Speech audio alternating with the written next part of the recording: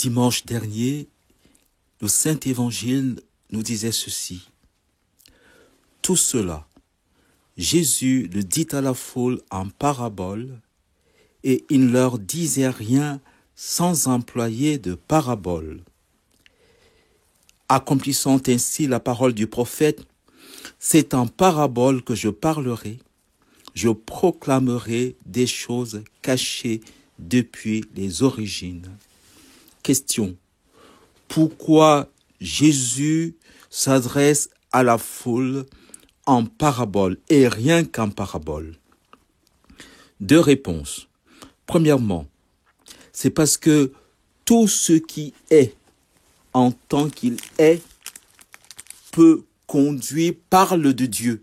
Tout ce qui est en tant qu'il est parle de Dieu. Nous le lisons déjà dans le livre de la Sagesse, chapitre 13e, verset 5. Car la grandeur et la beauté des créatures font par analogie contempler leur hauteur. Donc tout ce qui est en tant qu'il est nous ramène à Dieu, à celui qui est. N'oubliez pas que c'est ce que Dieu, quand il manifeste son nom pour la première fois en parlant à Moïse, lui dit « Je suis celui qui est, car tout ce qui est tient de moi l'être. » D'autant plus que l'homme est créé à l'image de Dieu.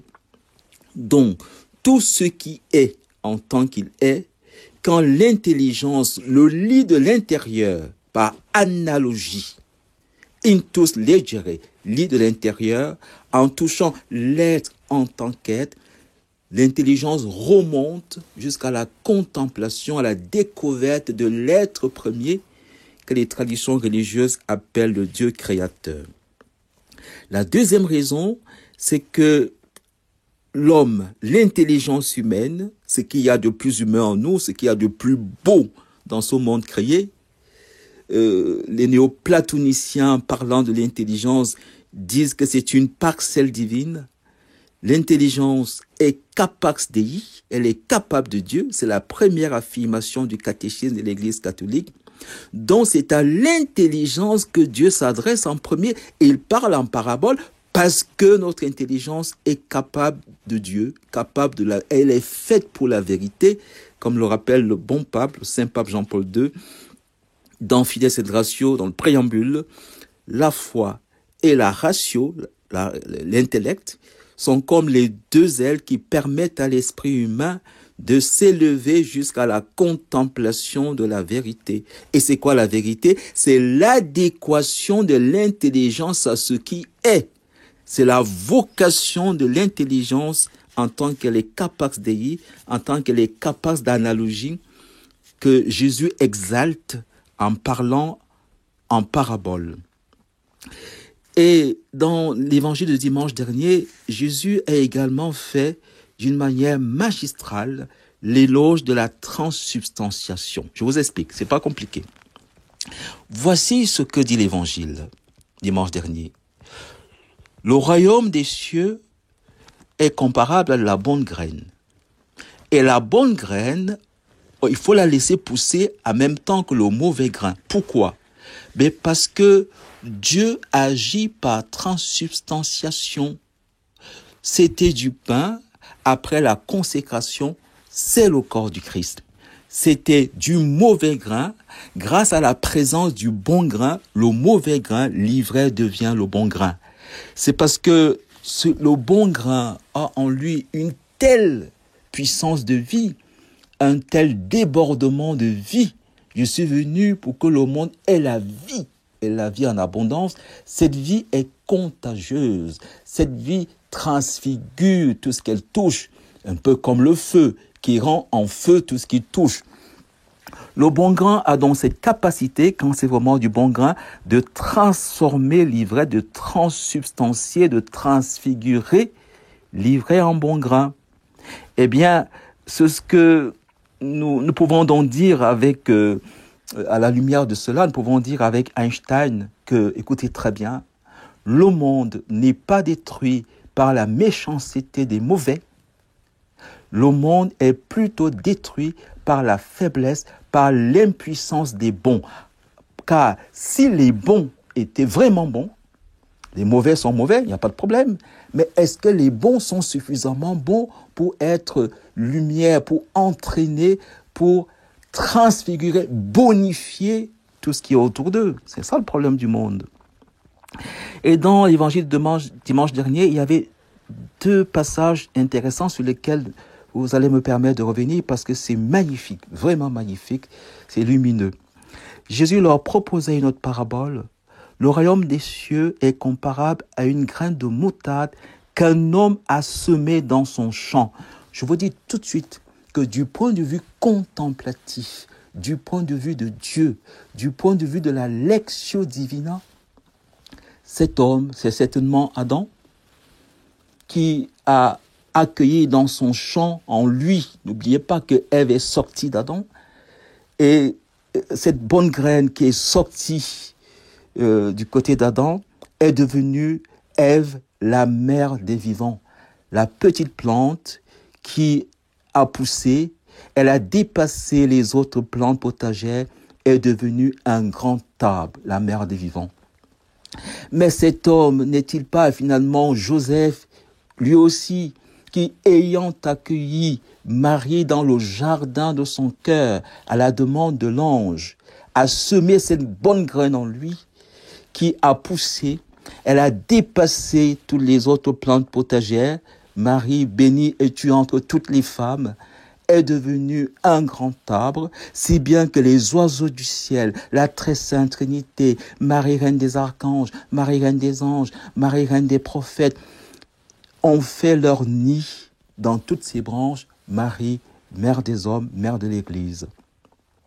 Et la deuxième parole très très forte, très mystérieuse, c'est « Le royaume des cieux est comparable à du levain qu'une femme enfuit dans 3 grandes mesures de farine jusqu'à ce que toute la pâte est levée. » Du point de vue contemplatif, du point de vue de la lectio divina, est-ce que cette femme n'est pas Marie qui s'est enfuie par sa foi, par son fiat, par son oui, dans le mystère des 3 personnes divines, des 3 grandes mesures de farine, jusqu'à ce que toute la pâte est levée, car en regardant Marie après l'Annonciation, on voit que la très sainte Trinité est très sainte Trinité en elle. Le Père est Père en elle, car avec le Père, elle est la mère du Fils unique. Il est Fils unique au ciel et comme sur la terre. Le Père est Père en Marie. Le Fils est Fils en Marie. Dante, ayant contemplé ce grand mystère, n'a-t-il pas dit que Marie est la fille de son Fils? Le Saint-Esprit est Saint-Esprit en Marie. Maximilien Marie Kolb, dans sa contemplation, n'a-t-il pas dit que la 3e personne de la Trinité, Marie, est la 3e personne de la Trinité, le Saint-Esprit, c'est 2 personnes et 2 natures. Marie et l'Esprit sont un. C'est magnifique, c'est magnifique. La lectio divina, vous voyez, dépasser le point de vue moralisant, stérilisant, vous savez, pour découvrir la beauté de Dieu à travers sa parole.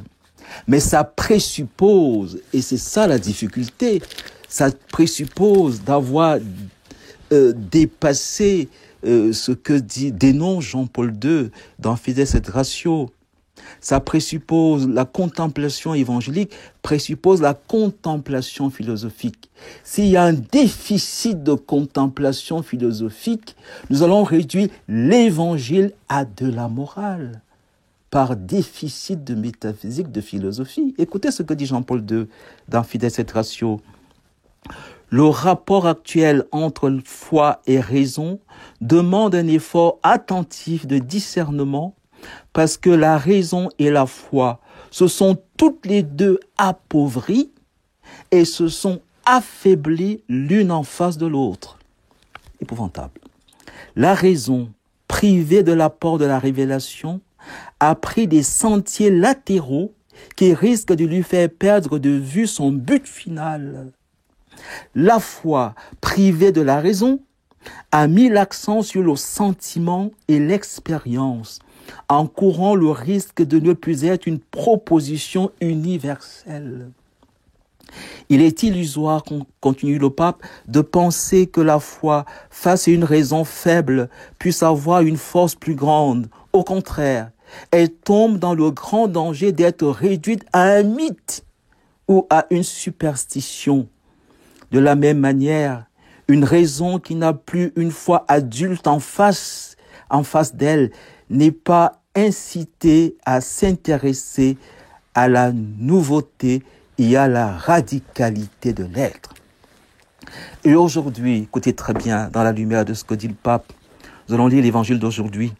En ce 17e dimanche, l'évangile nous embarque dans une autre balade biblique, car la Bible est, du point de vue contemplatif, le musée de la beauté divine. Mais pour entrer dans ce mystère, il nous faut Marie. Il faut bien comprendre. Si Marie a été confiée à Jean au pied de la croix, c'est pour que Jean pénètre dans le mystère de manière contemplative. Le pseudo-épiphane, parlant de Marie, dit d'elle qu'elle est la table intellectuelle de la foi. Alors, elle évite à notre foi et à notre intelligence de s'appauvrir réciproquement. Comment fait-elle? Quand Marie est là, nous faisons cette distinction capitale entre ce que l'intelligence peut dire de Dieu par elle-même et ce que la foi nous dit de Dieu, ce que Dieu dit de lui-même dans la foi. Ça donne ceci dans notre évangile d'aujourd'hui. Le royaume des cieux est comparable à un trésor caché dans un champ. L'homme qui l'a découvert le cache de nouveau. Dans sa joie, il va vendre tout ce qu'il possède et achète ce champ. Du point de vue philosophique, cet évangile nous rappelle que l'intelligence, quand elle est contemplative, quand elle a touché l'être en tant qu'être, elle est capable de remonter à Dieu et de le découvrir, de découvrir l'être premier que les traditions religieuses appellent le Dieu créateur comme étant le trésor et la perle de l'homme, le bien suprême. Ne l'oubliez pas. C'est l'intelligence qui nous fait toucher Dieu comme l'être premier, bien ultime. Pourquoi? L'intelligence concevant le réel comme vrai, le désir comme son bien. Et quand elle va remonter grâce au principe de causalité finale au niveau de l'être, quand elle touche Dieu, et c'est la première affirmation du catéchisme de l'Église catholique, c'est ce que nous lisons dans le livre de la sagesse, la grandeur et la beauté des créatures font par analogie contempler leur auteur. Voilà la vocation de l'intelligence. Le pape le rappelle dans l'encyclique Fides et Ratio, dans son préambule, la foi et la raison sont comme les deux ailes qui permettent à l'esprit humain de s'élever jusqu'à la contemplation de la vérité. Et l'homme découvre donc Dieu grâce à l'intelligence comme son trésor et sa perle, et c'est le fondement de toutes les religions. La religion, c'est l'intelligence qui, remontant grâce à l'être jusqu'à Dieu, le découvre, le vit, si vous voulez, l'accepte, l'accueille comme trésor et comme perle de sa vie. C'est le rôle de la philosophie, la philia et la sophia. Mais du point de vue de la foi, Marie, bienheureuse, celle qui a cru, elle est vierge parce que son intelligence la ramenant jusqu'à Dieu, elle s'est consacrée à Dieu, elle a choisi Dieu comme son seul bien. Mais du point de vue de la foi, bienheureuse celle qui a cru, Marie nous rappelle que c'est l'homme qui devient la perle et le trésor de Dieu. C'est ce que annonçait déjà le psaume 8. Qu'est-ce que l'homme pour que tu penses à lui, le fils d'un homme que tu en prennes souci, à peine le fils du moindre qu'un Dieu, le couronnant de gloire et d'honneur. C'est ce que Jésus révèle à la Samaritaine. Le Père cherche des adorateurs en esprit, en vérité. Le Père cherche ses perles et son trésor en l'homme. N'oubliez pas que la création s'achève avec le repos de Dieu en l'homme, dans sa créature préférée, dans sa petite créature qui devient l'arbre qui abrite tous les oiseaux du ciel. Donc avec Marie, Nous sommes à l'école de cette grande distinction entre l'intelligence et la foi, entre la contemplation philosophique et la contemplation théologique, c'est-à-dire la théologie naturelle et la théologie révélée. Nous passons de l'Ancien Testament au Nouveau Testament. Avec Marie, nous passons de la religion du Dieu un au Dieu trine. Avec Marie, nous passons des préambula fidei, Dieu existe, l'homme, le monde est créé, l'âme est immortelle, aux trois vertus théologales qui nous lient aux trois personnes divines. Avec Marie, nous passons de la loi à la grâce. Donc, dans cet évangile, nous découvrons tout simplement la beauté de la créature, de Dieu qui s'émerveille devant la beauté de sa créature. Et c'est très bien dit dans l'évangile de Matthieu, Jésus fut dans l'admiration. Aujourd'hui, la conversion que l'évangile nous demande, c'est d'entrer dans le regard contemplatif, admiratif de Dieu sur nous, pour que nous puissions correspondre aux merveilles que le Seigneur a préparées pour nous, dont l'évangile de dimanche dernier nous en parlait déjà en disant « Les justes resplendiront comme le soleil dans le royaume de leur Père. » Amen.